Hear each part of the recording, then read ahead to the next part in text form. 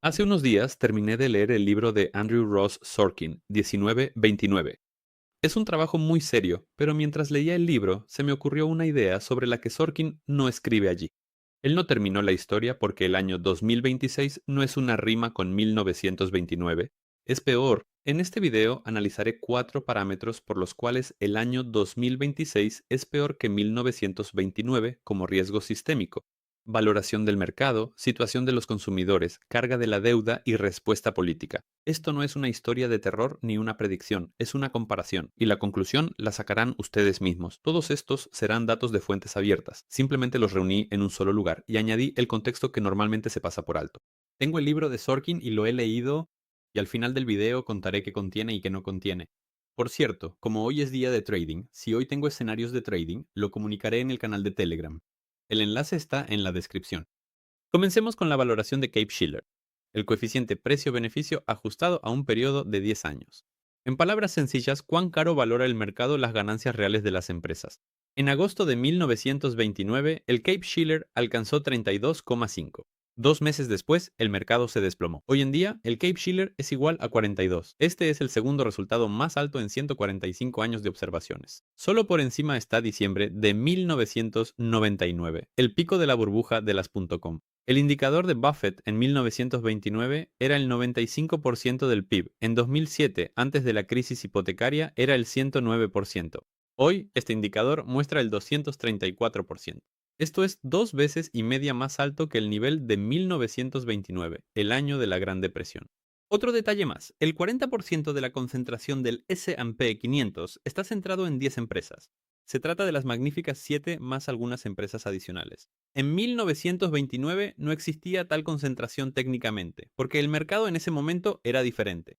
Pero existe un análogo.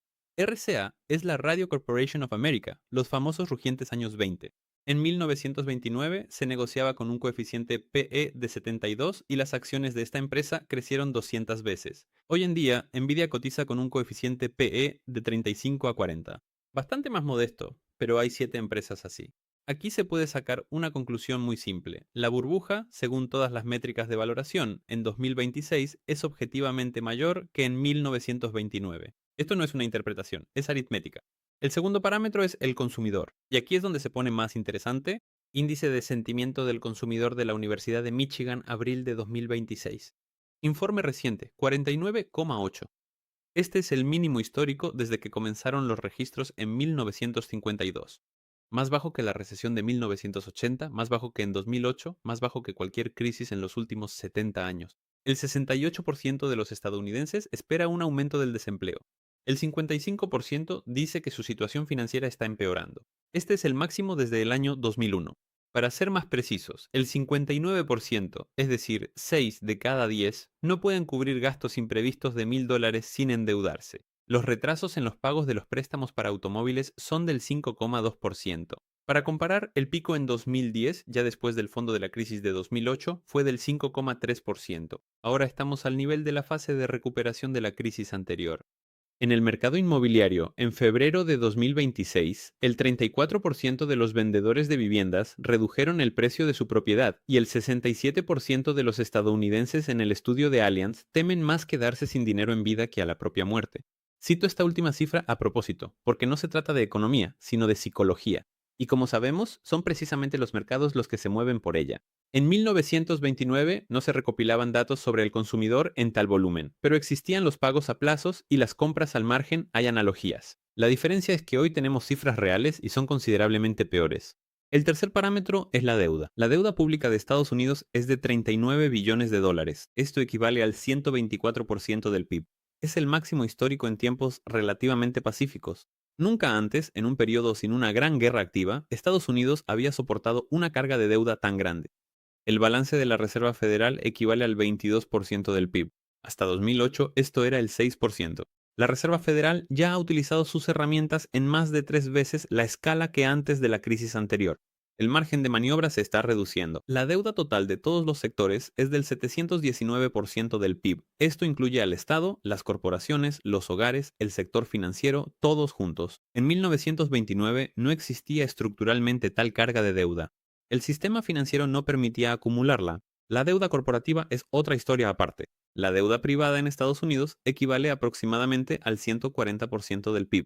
Después de 2008 no se redujo, sino que pasó de los balances de los hogares a los balances de las empresas. Hay una cifra que rara vez se menciona: los gastos por el servicio de la deuda pública, es decir, solo los intereses. En el año 2025 ya superaron el presupuesto militar de Estados Unidos. El país paga por las deudas pasadas más de lo que gasta en su ejército. En 1929 no existía tal estructura. Había una carga de deuda, pero era de un solo nivel. Ahora hay tres niveles: el Estado, las corporaciones y los hogares. Los tres están sobrecargados al mismo tiempo. El cuarto parámetro es la política. Los aranceles Smoot-Hawley de 1930 se les considera uno de los factores que convirtieron la recesión en la Gran Depresión. El pico fue del 19,8%. El arancel efectivo promedio en Estados Unidos en el año 2025 es del 18,3%.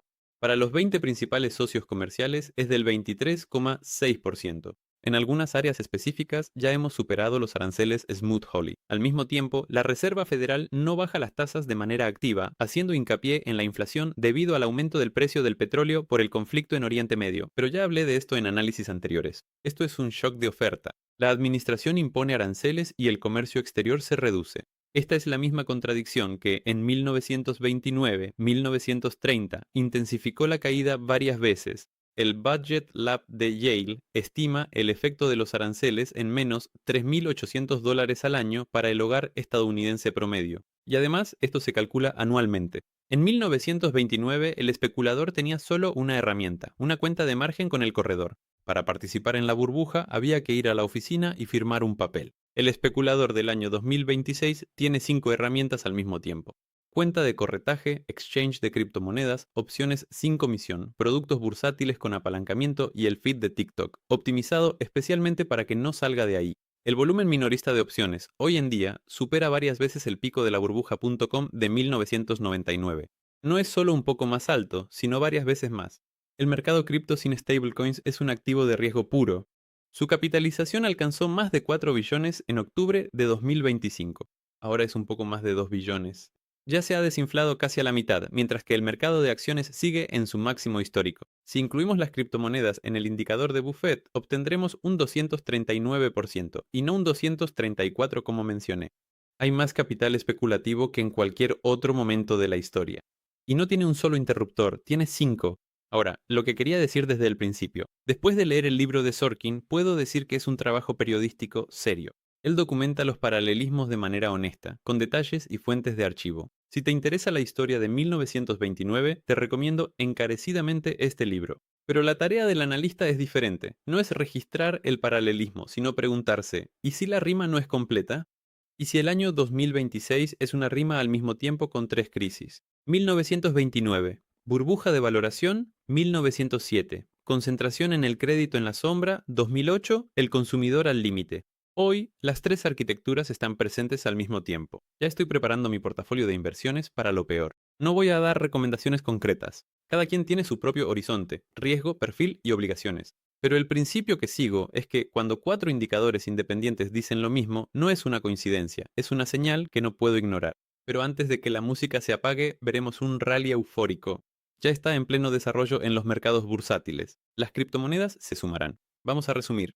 El CAPE de Shiller está en 42 frente a 32,5. El indicador de Buffett está en 234% frente a 95. El ánimo del consumidor está en su mínimo histórico en 70 años. La deuda es del 124% del PIB en tiempos de paz. Los aranceles están al nivel de los aranceles Smoot-Hawley. Cada parámetro por separado ya es motivo para ser cautelosos. Los 4 juntos no significan que sea 1929 de nuevo. Aún no tenemos un nombre para esto, pero seguro que se lo inventarán. Mi pregunta para ti es: ¿estás ajustando ahora la distribución de tus activos o esperas hasta que todo sea evidente? Lo que históricamente significa que ya es demasiado tarde. Escríbelo en los comentarios. Me interesa saber cómo piensa la audiencia de este canal. Nos vemos en Telegram.